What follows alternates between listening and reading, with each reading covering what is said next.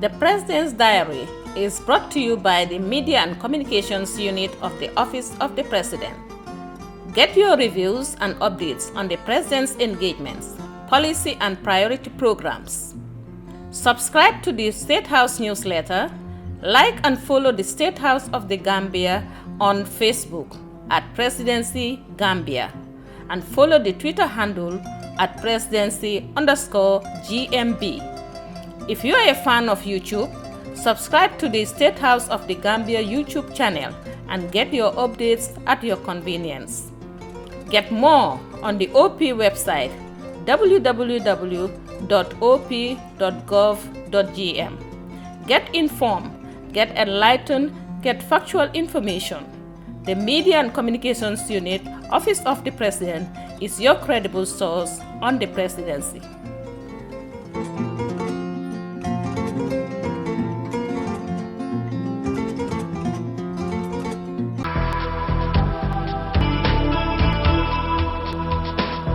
Have you been wondering about the daily work routine of the president? For someone who starts his day as early as 7:45 in the morning, is probably the busiest man in the country.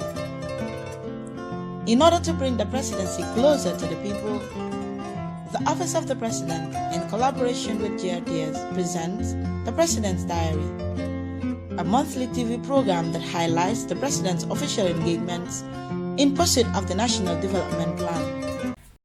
Hello viewers, it's good to be back on the President's Diary, where we take an overview of the President's activities in attaining the recovery-focused National Development Plan, dubbed the Yoruba Agenda. I am Mabinta Koli, your host, and here with me is my co-presenter, Khadijatu Suwane. Well, viewers, thank you so much for joining us. To start with the first story on the President's Diary. In February 2025, His Excellency President Adama Barrow chaired a two-day cabinet retreat at the State House in Banjul under the theme Delivering Results. The constructive dialogue sought innovative solutions that align with development priorities of the Gambians at home and abroad. President Barrow called for more efficiency to deliver on the promises made to Gambians in achieving the significant progress and development that the nation deserves. He told the cabinet to seek innovative solutions and align our priorities with the aspirations of the people. We can and we have to run a more responsive and effective government that delivers on the promises made to the Gambian people. In view of all this, a key policy resolution of this retreat is that our collective responsibility is to ensure that every decision, every policy, and every action we take should contribute to the betterment of the lives of the Gambian people. The retreat is a step towards a more effective and results-driven governance of the Gambia's key development agenda.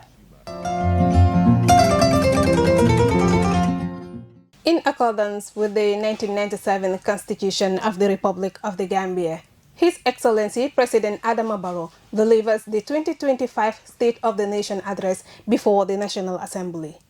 The President delivers a summary of the nation's current state of affairs, highlighting key accomplishments, ongoing challenges, and strategic priorities for the future. Honorable National Assembly members, distinguished guests, ladies and gentlemen, my address has shed light on the journey we have collectively embarked upon for reflection, inspiration, and redelegation to our dear nation. It borders on various development dimensions, ranging from our ever-growing international engagements and economic growth to our resounding governance reforms. The President concluded by acknowledging the government's determination to make the Gambia a shining example in Africa. The Gambian leader officially launched the Gambia Public Administration Modernization for Citizen-Centric Service Delivery Program. The project is strategically designed to use in-house mechanisms and systems to establish a stronger, more efficient and better structured public service. For too long, the Gambia's public service has faced challenges that have occasionally hindered its ability to deliver services efficiently and equitably. We now consider it imperative to modernize our service delivery systems, develop sufficient capacity, and entrench a culture of accountability and transparency across all levels of government. The project focuses on 3 key interconnected resource areas that are vital for enhancing service delivery. The first pertains to attaining enhanced domestic resource mobilization and financial reporting to strengthen the tax administration and policy. Another pillar seeks to realize enhanced human resource management aligned with our civil service reform agenda. And the third pillar puts emphasis on enhanced citizen engagement in education, seeking to foster greater transparency and accountability within the education sector. This transformative initiative is led by the Ministry of Public Service, Administrative Reform, Policy Coordination and Delivery in collaboration with the World Bank. Youth unemployment is a major concern to the government of the Gambia due to lack of qualifications and requisite skills needed. The government, through the Ministry of Higher Education, Research, Science and Technology, in partnership with World Bank and RISE Project, invested a whopping amount of $396 million in TVEC to improve quality and ensure students have the relevant skills and training they need to succeed in various careers. The project targets 80% employability rate among the student beneficiaries, and the Gambian leader pledged to institute a rigorous monitoring mechanism to ensure that the project targets are met. This will ensure that the project targets are met and that the interventions contribute to a genuine reduction of the unemployment rate among the youth and women in the country. The President further unveiled his administration's plan to the launch of the Window 1 and Window 3 of the project.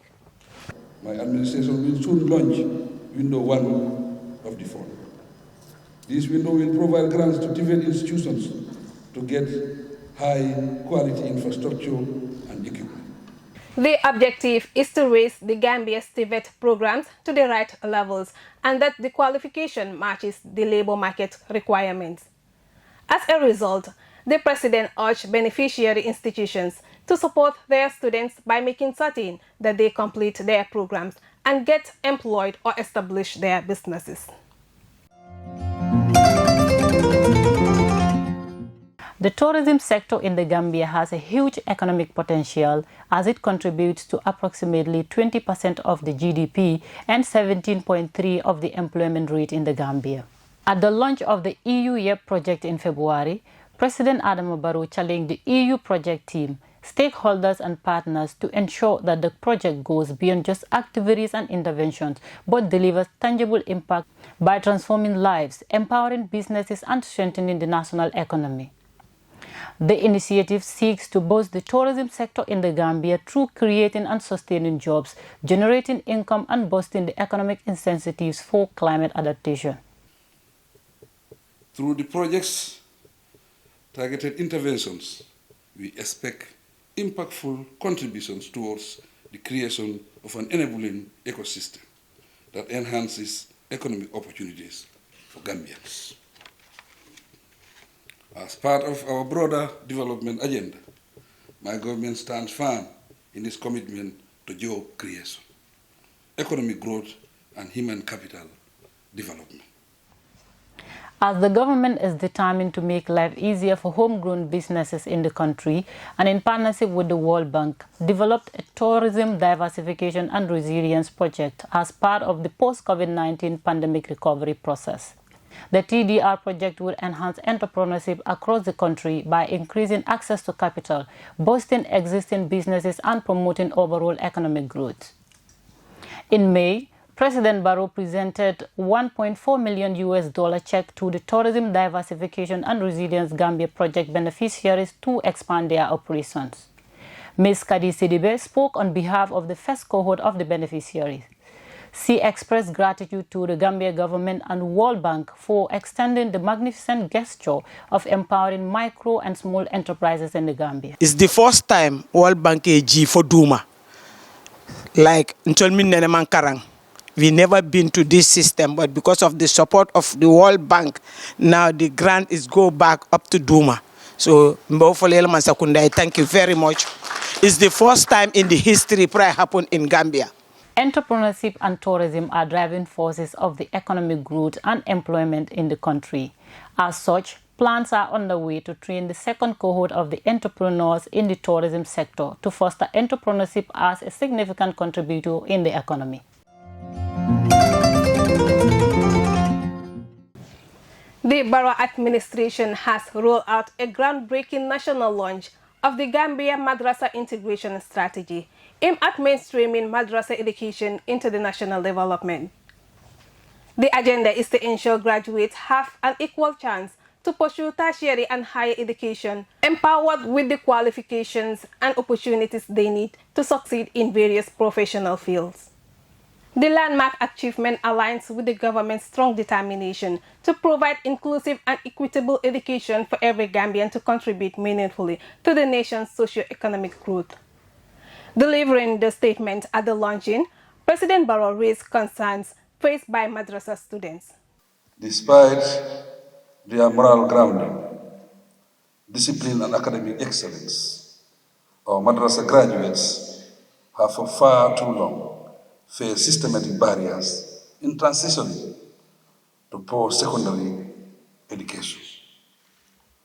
Mostly, these barriers relate to limited English language proficiency, lack of access to specialized skills, development opportunities, curriculum issues, and inaccessible pathways to tertiary and higher education. Such barriers have inhibited the potential of a significant portion of our youth, many of whom come from economically and socially marginalized communities. We should endeavor to break down such discriminatory barriers. The President further called for more effort in actualizing the investment opportunities, from supporting infrastructure development and teacher training to scholarship and technical assistance, to bring the vision to fruition. This year's University of the Gambia convocation witnessed the graduation of 1,228 students. Delivering his statement, the President and Chancellor of the University challenged the graduates to unlock their unlimited potentials as the government, through the Ministry of Higher Education, remain actively committed to ensuring that graduates are productive and independent job seekers. To facilitate and sustain this, my government will remain active, committed to expanding access to quality education and skills, training across the country. President Barrow further outlined a few recent groundbreaking developments within the tertiary and higher education sector. One is the completion of the Mansa Konko Multipurpose Skill Center, and another is the near completion of the Multipurpose Technical and Vocational Education and Training Tibet Center of Excellence in Wasu, Central River Region, CRR North.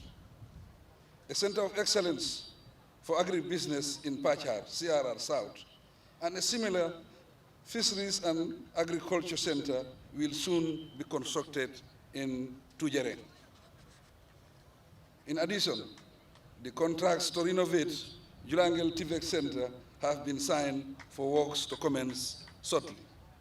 My government has also initiated discussions with our Chinese counterparts through the Embassy of the People's Republic of China in the Gambia for the establishment of a urban workshop.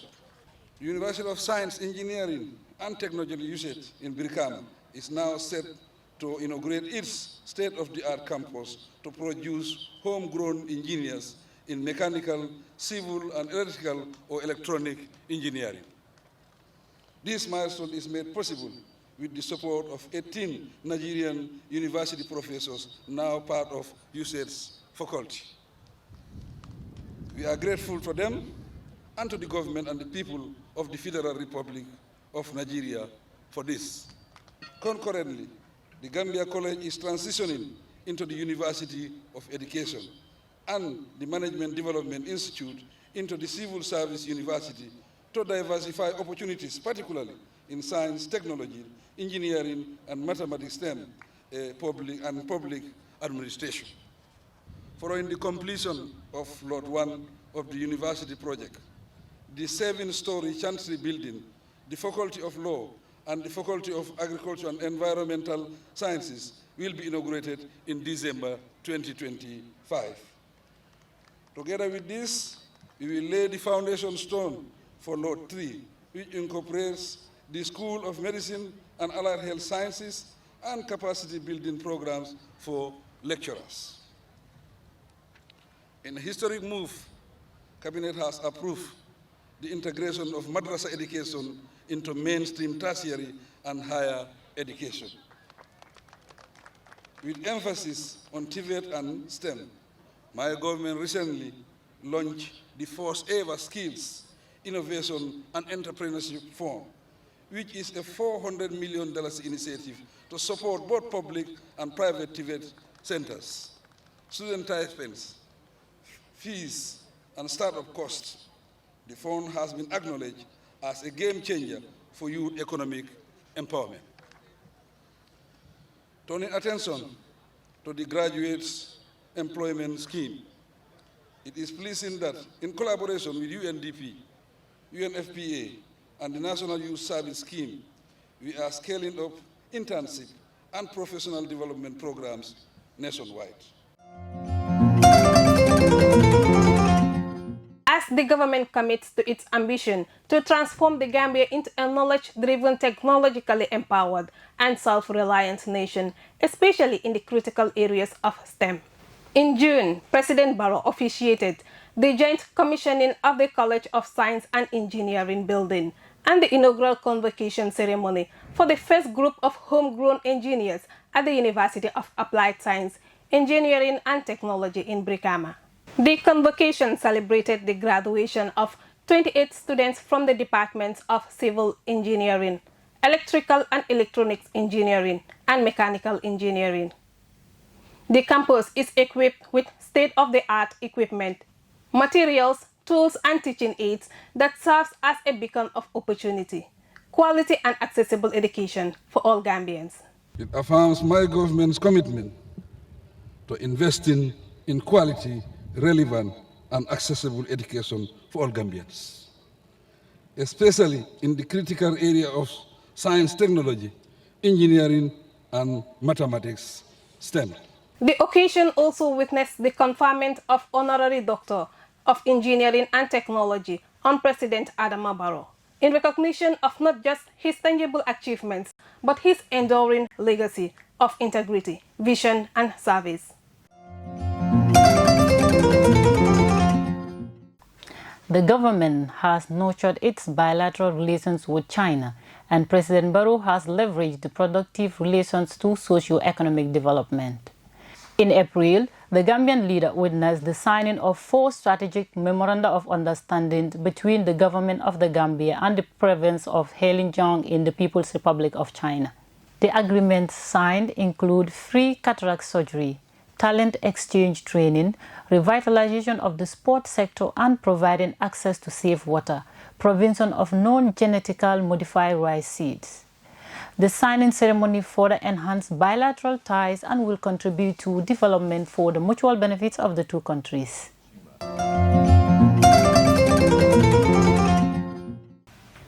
Well, viewers, you are watching the President's Diary, brought to you by the Media and Communication Unit, Office of the President. Moving on to the next story. The National Water and Electricity Company will be separated into 2 entities, water and electricity. This strategic initiative focuses on developing and implementing appropriate water projects nationwide. President Barrow made the announcement at the launch of the water supply project in the Greater Banjul area in Sifo. In this light of the importance of water to humankind, that the United Nations General Assembly voted in 2010 to recognize the right to safe and clean drinking water as a human right. For this reason, among others, my government offers access to safe and clean drinking water special priority. To reinforce this, we decided lately to separate NAWEC into two entities for water and electricity respectively. The objective is to devote closer attention to developing and implementing appropriate water projects nationwide. The project's focus is to provide safe and clean drinking water to over 1 million people in the West Coast region and surrounding areas. Construction of state-of-the-art water quality monitoring laboratory and commissioning of 14 new boreholes, including 4 deep wells. The landmark project is supported by the European Investment Bank and the government of France. The Diamond Jubilee of the Gambia witnessed a state banquet at the State House in honor of international delegates and members of the diplomatic corps, thus culminating with the Independence Day parade on the 18th February at the McCarthy Square. The Diamond Jubilee celebration marking 60 years of the Gambia's nationhood was attended by thousands of Gambians, symbolizing patriotism and national unity. The formalities continued with a military display sponsored by the Turkish government, restaurant competition and musical jamboree. This year's theme, Marching in Solidarity for Self-Reliance and National Development, consolidates with the government and citizens' collective spirits and steadfastness in harnessing human and natural resources. The Diamond Jubilee was graced by His Excellencies President Umaru Sissoho Embalo of Guinea-Bissau and President Bassirou Diomaye Diakhar Faye of Senegal, representatives of other invitees and Emir of Kano State, Nigeria. Part of the independence celebration included the inauguration of development projects. President Barrow unveiled the Batin-Hardin Highway as the OIC highway during the inauguration of the modern 22-kilometer stretch from Airport Junction to Sting Corner, easing the traffic congestion on the KM and West Coast stretch. The President inaugurated new classroom buildings among other development projects. President Adama Barrow's digitalization is given priority. The reform initiatives have enabled the Gambia Revenue Authority to introduce new digital solutions and revenue administration to enhance tax collection and provide funds for the government to meet its social contract with the citizens. Since the inception of the Barrow administration, the tax revenue has grown remarkably from $7.9 billion in the 2017 fiscal year to $20.83 billion in 2024. Delivering his statement at the 7th Annual Taxpayers Award ceremony in April 2025, the President said his government's objective remains clear towards utilizing the revenue collected responsibly and efficiently. Challenging every bit of it into public works and services that directly benefit the Gambian people. This is the essence of our domestic revenue mobilization DRM drive. The President assured the business community and taxpayers of the government's dedication to minimize the burden on businesses and foster a conducive business environment for every stakeholder in the economy, thus creating the necessary enabling environment for businesses to thrive. I reassure the business community, our esteemed taxpayers, that my government remains dedicated to creating the necessary enabling environment for businesses to thrive. We understand the challenges you face, and we will continue to work in partnership with you to address them. We are determined to minimize the burden on businesses and foster a conducive business environment for every stakeholder in the economy.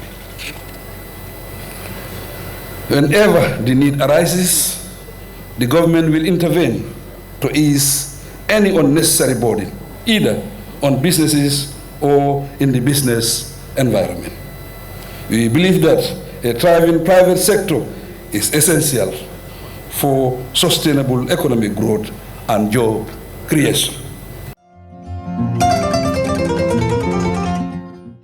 At the invitation of President Bassirou Diomaye Diakhar Faye, His Excellency President Adama Barrow graced the 65th Independence Celebration of Senegal in April 2025.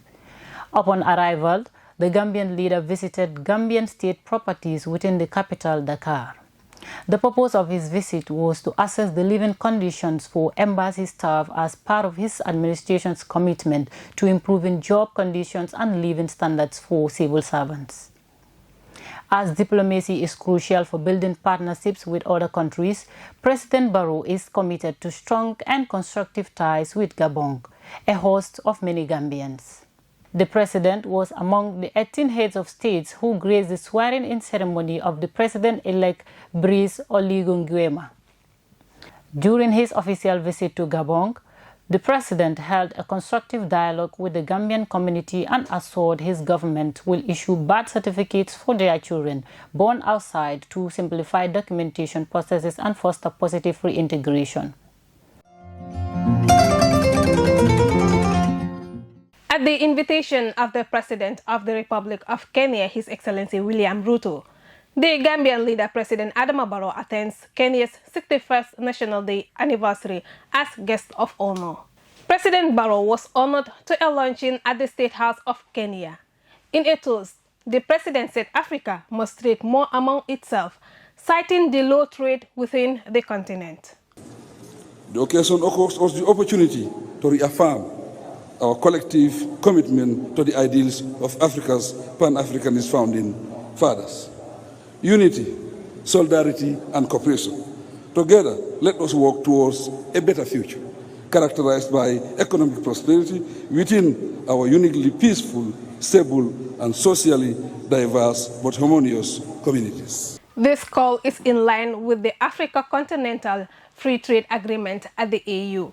Additionally, the President emphasized the values the Gambia shares with Kenya, including the democratic values of unity, patriotism, freedom, and liberty.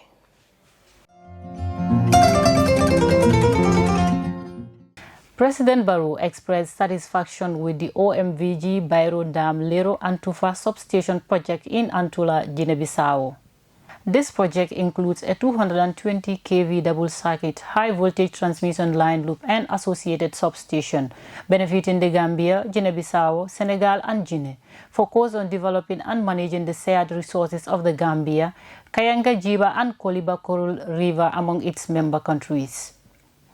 The energy project plays a crucial role in the socio-economic development of the member states by enhancing power generation and distribution, providing long-term economic benefits, and fostering regional cooperation. I recognize energy as a spark for dignity for our people. Every clinic fridge that stays cold today may save a life tomorrow. Every community, street or house that remains lit may support our students to read a little longer and uplift the life and dignity of a woman. Let us protect our assets. Therefore, and finalize our remaining power purchase agreement swiftly and prudently. The government, under the leadership of His Excellency President Adama Barrow, is actively investing in vital infrastructure as part of a broader strategy for sustainable economic growth and improving the lives and livelihoods of Gambians. The President laid the foundation stone for the construction of the deep sea port in Sanyang in the West Coast region. When completed,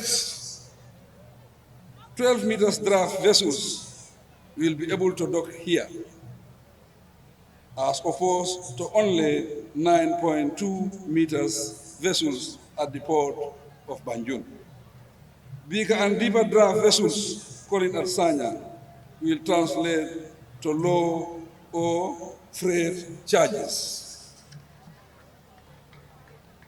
Also, the development of Kauru and Basse inland ports are meant to ascertain that the objective of the River Gambia revitalization project is given an added thrust as a game changer for us to compete in external markets.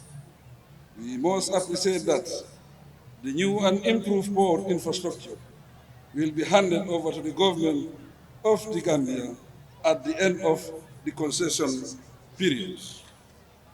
Once operational, the deep sea port is set to transform the economic landscape, propelling the nation forward while generating a wealth of job opportunities. This monumental venture promises to enhance commerce, ultimately paving the way for a brighter and more prosperous future for all Gambians.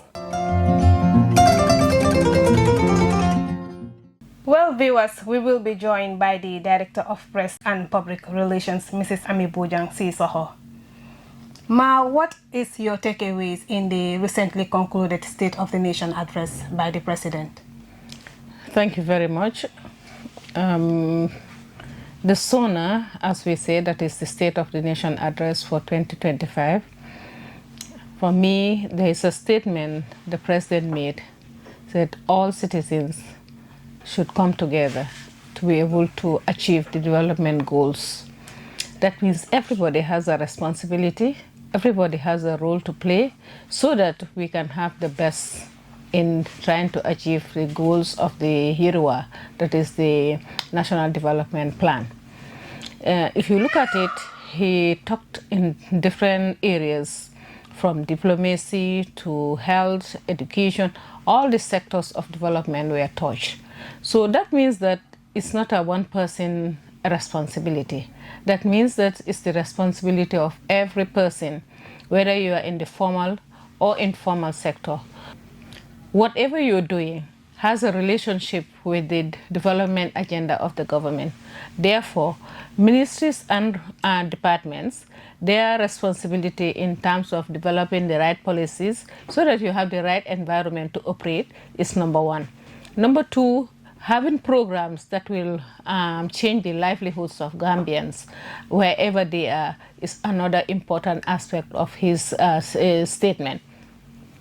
The address also highlighted some of the achievements that his government was able to realize within the past year, that is from 2023 to 2024, up to the first part of 2025. All those are indications that everywhere government will be assessed through what the SONA to be able to explain to the citizens what the government is doing, and the President's responsibility is to explain that to the people. And we're happy that he was able to do that through the SONA address, and the achievements and also some of the challenges, because it cannot be smooth throughout, but with the challenges it opens the opportunity to look forward and see what steps needs to be taken to be able to improve on the current situation. And I think these are very important points as far as I'm concerned, that he has called the citizens, whoever you are, wherever you are, so that you will be part of that journey to ensure that the development aspirations of the people can be realized. Thank you so much, Director. The President has also placed high priority in education, most especially in STEM and TVET. Recently, we've also witnessed the launching of the Madrasa integration at the International Conference Center. How will you assess the government's contribution in the education system? I think we're really proud of the Barrow government and the line ministry and agencies that are involved, including the partners who are supporting the development agenda. Imagine throughout the existence of this country, madrasas were considered as like a secondary alternative. When you cannot do anything, you just go for madrasa. Now we have realized that under this policy direction to have the madrasas included in developing the skills of the citizens have made us realize that the madrasa is as important as an educational institution, just like the Western. Maybe the difference will be the religious and the aspect of the education curriculum, but then they need skills. These are Gambians. If you have thousands and thousands of Gambian children going through the madrasa system, at the end of the day, they cannot all be imams or teachers. They must have a livelihood outside these two professions, if you may call it. But then the other aspect is the science and technology. We have been crying for centers of excellence. Oh, youths do not have places they can develop their capacity or skills. Now we have realized, wow, under the Barrow government, not only talking about it, but demonstrating that the infrastructure is now available where they can have the best and the excellent education they will need to build their capacity in areas that will develop this country. Because no country can develop without science and technology. The roads we build, you have the scientists, the engineers, these are the people behind it, the beautiful architecture you see, the skills we develop, we need every day in our houses, whether it's electricity, whether it's water, whatever you look at, area you look at in our livelihood, then you need skills. And this is the opportunity the Barrow government is giving the Gambian young people so that they can develop those skills to be able to take this country to another level of development.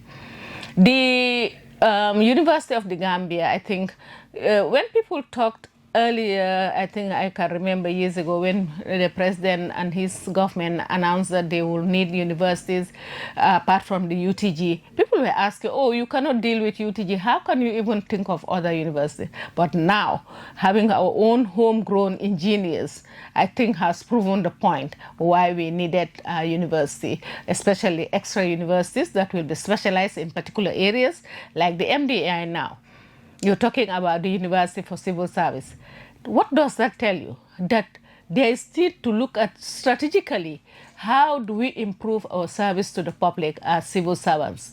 So these are signs and indications that definitely we need all these things. That is why the government is standing and ensuring that we get them at the right time so that we serve our people. When you talk about the issues of development in education, education is not just about book knowledge alone, but the skills to be able to be functional is important. And this is where the ITs and all these things are coming in. And definitely, I think we are on the right track. And I was very happy when the president mentioned these things during his address. Okay, talking about infrastructure, just last month, the president inaugurated USET building in Brikama. And we have also witnessed the inauguration of the OIC highway and now the foundation laying of the Sanyang Seaport. How crucial are such infrastructure development in nation building? I think nobody will doubt the importance. The question would have been, will it be possible to have it? And the Barrow government has proven that yes, it's possible. But furthermore, the duration in which it was possible also needs to be commended. If you look at within a decade under his leadership, all these great strides were achieved. So that tells you a lot about what the importance of vision in a leadership and also having your mission very clear so that you can follow it. The infrastructures, it provides opportunity for capacity building, but also the most recent laying of the foundation stone for the seaport in Sanya is going to open great opportunities, not only for employment, but skills will further develop, business will thrive, even locally, the business will thrive because all those thousands of people working there would need food, they will need water, they will need other things that can create business and new environment for people to be able to look at what possibilities are there to enter into business in this area. So it's a big opportunity for Gambians, for people in the Combos, especially those who are in that area of Combo South. I think all we need to do is we pray and witness the day it is also going to be inaugurated. But then it's important in the economy, in the socio-economic development of the country, and it will attract a lot of younger people to be able to engage in areas that we did not think of, areas we just took for granted. For example, in the area of fishing, this is going to tell you, don't rely on one aspect of our economy. There are other possible areas that Gambians, especially young people, can explore, and the trade opportunity the port will bring is going to be even more than we can expect from the young people. We expect them to engage in the areas of skills development, but also to engage, to be enterprising in the way they do things, that is business oriented, and to be able to ensure that they can also create jobs, because jobs are not only created by the government, but also by the people who are the ones who are the majority in terms of business enterprising. Thank you so much, Director. Under foreign policy and diplomacy, the President recently traveled to Abuja to attend the 67th Ordinary ECOWAS Summit. And he was also invited in Kenya to attend the 61st Independence Anniversary as a guest of honor. How important is foreign policy to President Adama Barrow? I think in any country, what you should first think of beyond your borders is, who are my best friends? From your neighbors, your extended family system, as we call it, all are important, because beyond the borders of the Gambia, you have our immediate neighbor, Senegal. But then you have the ECOWAS region, but you also have the African Union, where members of countries of Africa, the African Union, should also be looking towards each other and see how to integrate and better promote the issue of relationships that will bring countries together, that will bring Africa together in terms of uniting its political policies, but also its economic and trade policies, so that with the, like, you have the Africa Free Trade Zone, which is something that can exist between Gambia and let's say Kenya. But also you can have a good relationship between Gambia and other non-Anglophone countries, that is countries that speak French, but then because they are Africans, they have something more in common than the language barrier between the countries. So diplomacy is very important for President Barrow, and I can say he's a very diplomatic person. If you look at the way he operates and the way he interacts with people, that tells you diplomacy is important, because through diplomacy you are now promoting peace, security and stability in your area. Well, viewers, this is all we have for you in this special edition of the President's Diary, brought to you by the Media and Communications Unit, Office of the President. Thank you so much for being with us, and do join us in our subsequent episodes. Bye for now.